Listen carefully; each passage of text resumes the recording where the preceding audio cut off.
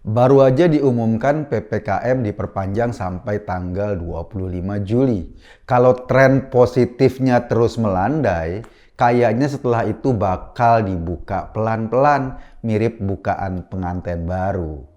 Yang tampil pada pengumuman perpanjangan PPKM itu langsung Presiden Jokowi.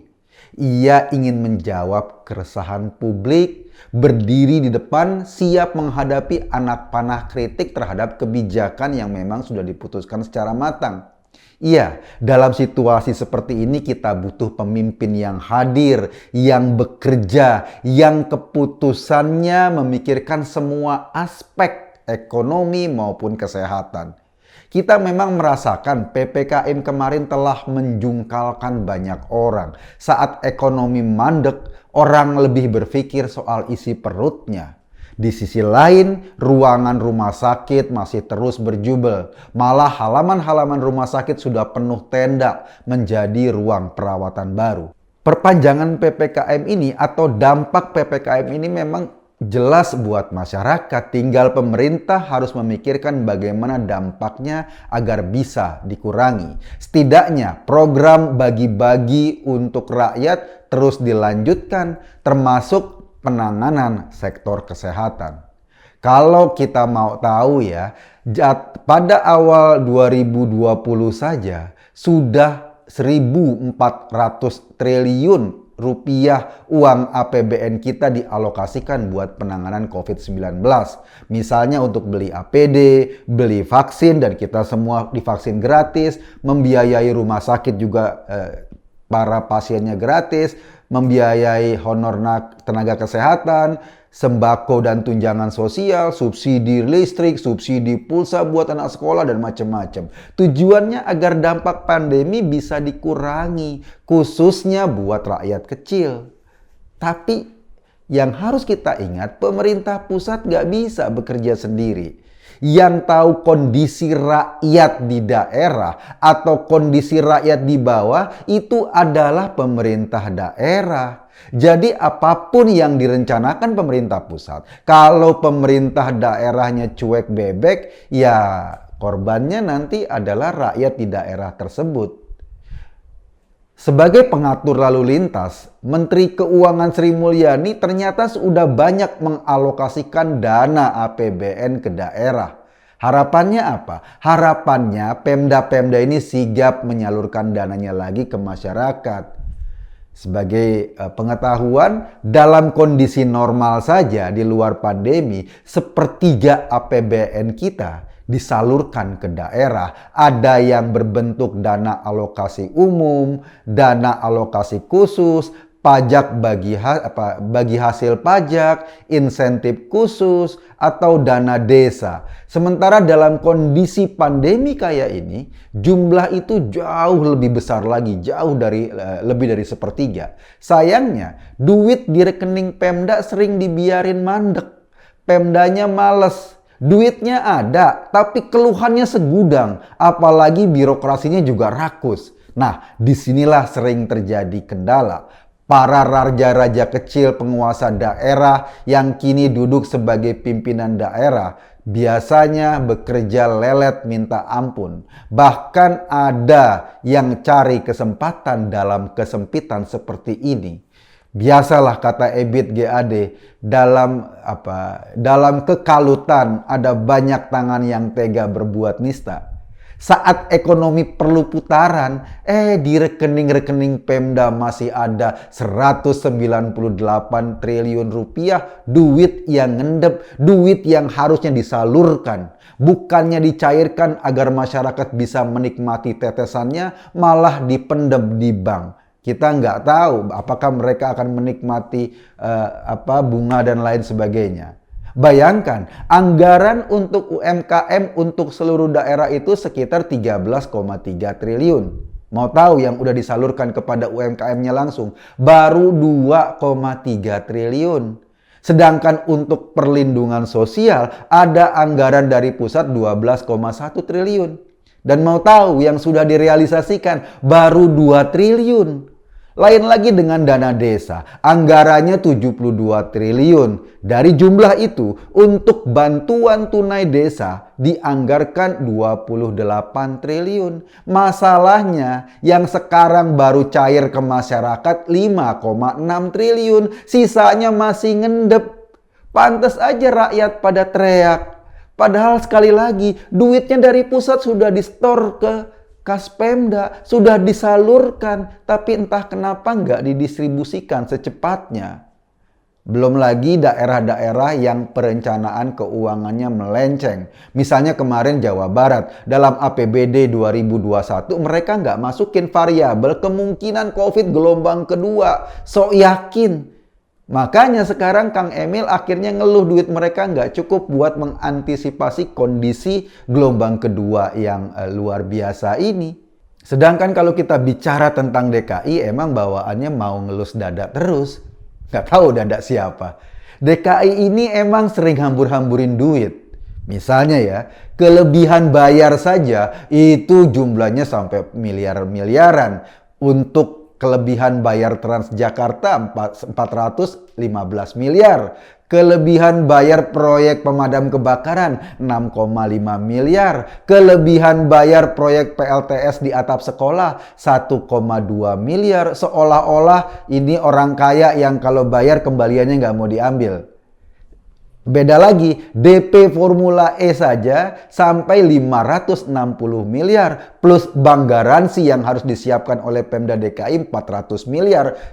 Mendekati 1 triliun lah. Padahal sampai 2022 nanti nama Jakarta nggak masuk dalam list event penyelenggaraan Formula E. Tapi duit 1 triliun kita sudah disetorkan. Pas DKI lagi butuh duit, misalnya untuk memfasilitasi Rusun Nagrak sebagai rumah sakit tambahan buat rakyat Jakarta yang kena COVID, mereka linglung, malah minta sumbangan ke duta besar asing. Kan malu-maluin. Jatim lain lagi, gubernurnya malah merayakan ulang tahun di tengah suasana pandemi. Mirip kayak Anies yang sowan ke Rizik, padahal Rizik baru pulang dari luar negeri yang mestinya karantina mandiri. Nah, orang-orang yang kayak gini yang tidak memperlihatkan bagaimana contoh dirinya buat pendidikan masyarakat agar patuh pada protokol kesehatan. Itu baru sebagian kelakuan pemimpin daerah. Ada lagi kelas bupati dan wali kota. Di Karanganyar, amplop bansos dari pusat ada foto istri bupati. Mentang-mentang mungkin besoknya lagi mau pilkada, mungkin istrinya mau menggantikan bupati. Sedangkan ulah bupati Banjarnegara lain lagi. Dia malah nggak peduli pada COVID-19. Di tengah suasana COVID, ia sempat nonton wayang golek dengan seluruh masyarakat. Nah, ulah pemimpin daerah kayak gini memang banyak motifnya. Ada yang polkadot, ada yang macem-macem. Maksud gue gini, ada yang memang sengaja mereka seolah-olah nggak peduli dengan instruksi pusat karena afiliasi politik pemimpin daerahnya itu berasal dari partai oposisi. Ada yang pemimpin daerahnya emang nggak bisa kerja, nggak ngerti bagaimana cara kerja yang benar. Ada juga pemimpin daerah yang mau cari untung di tengah suasana kayak gini. Tapi yang sebagian besar adalah pemimpin daerah yang pengecut. Mereka bersembunyi di ketiak ketidakberdayaan terhadap wabah COVID dengan harapan toh nanti yang akan dikritik adalah pemerintah pusat, yang akan jadi sasaran ketidakbecusan mereka adalah Presiden Jokowi. Jadi mereka adalah pemimpin-pemimpin yang pengecut. Yang paling sial kalau kepala daerahnya sejenis kadrun kelas kakap. Mereka ini selalu melakukan perbuatan yang memuakkan. Ketika vaksin digencarkan misalnya, ini Bu Sri Mulyani sudah ngirimin loh duit ke Pemda-Pemda agar mereka menggelar vaksinasi buat masyarakat. Mengejar target 2 juta vaksin per hari.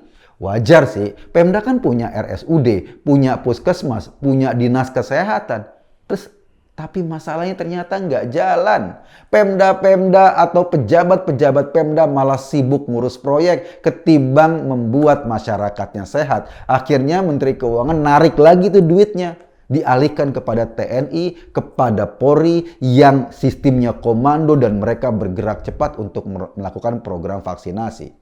Dan asal tahu juga, honor tenaga kesehatan juga sebetulnya sudah cair, tapi sekali lagi duitnya mendem di saluran-salurannya. Itu yang membuat nakes-nakes kita frustasi, duitnya nggak cair-cair. Padahal dari pusat sudah ada, sudah cair, tapi nggak didistribusi. Walhasil, dalam kondisi model begini, otonomi daerah dengan mentalitas birokrasi Pemda yang masih babak belur, itu jadi salah satu penghambat penyelesaian masalah. Para kepala daerah itu mensesapkan kepalanya ke dalam pasir seolah-olah nggak mau lihat kenyataan bahwa kita sedang menghadapi pandemi. Emang sih nggak semua Pemda kayak gitu. Banyak juga Pemda-Pemda yang bagus. Misalnya Gubernur Jawa Tengah Pak Ganjar Pranowo. Kita tahu hampir saban hari ia keliling memastikan kondisi warganya, mengunjungi warganya, mengunjungi rumah sakit, mengunjungi tempat isolasi mandiri, berkoordinasi dengan kepala desa. Kayak nggak ada capeknya. Tapi masalahnya berapa banyak kepala daerah yang seperti Pak Ganjar? Berapa banyak kepala daerah yang mau memperhatikan rakyatnya dengan tulus? Berapa banyak kepala daerah yang mau bekerja dengan hatinya? Kebanyakan malah gagap dan pengecut. Bila kondisinya kayak gini terus, kita memang masih akan sangat lama bisa keluar dari rundungan pandemi seperti ini. Pak Jokowi memang presiden, tapi ia nggak bisa bekerja sendiri. Para menteri juga nggak bisa bekerja sendiri. Para pemimpin daerah mestinya juga bertanggung jawab terhadap rakyat di wilayahnya. Mereka harus bekerja lebih keras. Jangan timpahkan masalahnya ke seorang Jokowi sendiri. Gini deh. Bapak dan Ibu Gubernur, Bapak dan Ibu Wali Kota, Bapak dan Ibu Bupati, Anda semua sudah banyak menikmati fasilitas dari rakyat, hidup enak dari pajak rakyat. Saat ini rakyat butuh perhatianmu, butuh kerja kerasmu. Nggak lama, sebentar saja perhatikan rakyatmu agar semua hidup kembali normal. Kalau nanti sudah normal, monggolah kembali ke tabiat lama Anda, monggo kembali kepada perilaku politik Anda. Mau foya-foya terserah, mau korupsi lagi juga silahkan. Itu bukan urusan rakyat lagi, paling urusannya sama KPK. Jadi kita berharap presiden harus juga disupport, kepala-kepala daerah, kecamatan, kelurahan, dan semua birokrasi harus bekerja. Jangan biarkan kita semua jadi korban kemalasan Anda.